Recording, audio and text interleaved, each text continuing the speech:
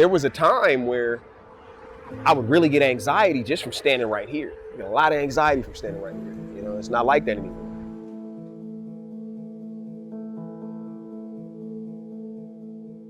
This was rock bottom. Now that triggers. This was the moment Wow. Marine Corps veteran Sidney Morris fully realized the impact of the stellate ganglion block, or SGB. Because it's exactly the same as it was, and I beat it. Triumph. I beat this. As a homeless, troubled teenager in Los Angeles, Sidney slept in a friend's car or in the stairwell of a nearby building. I know I stood here at one point and was like, this is it, man. I'm done. I'm just gonna die out here on the streets.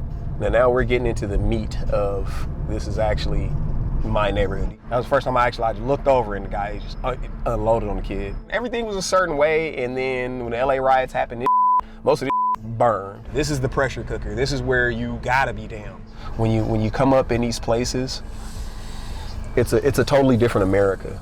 3 months after the SGB procedure, Sidney brought us to the neighborhood where he grew up. I come out here one day and there's just a puddle of blood, and there's drips going in the direction. And that you start to normalize that as a child to a point where you make a game of it. You go, where the blood drips going? And we're trying to figure out what happened to the guy. Oh, he got stabbed. No, he got shot. Sidney became an angry, combative teenager who chose chaos over calm. That place got some ghosts in that parking lot, you know?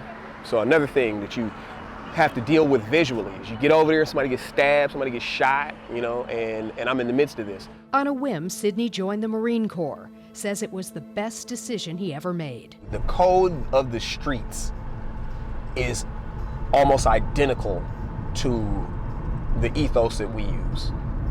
It's almost identical.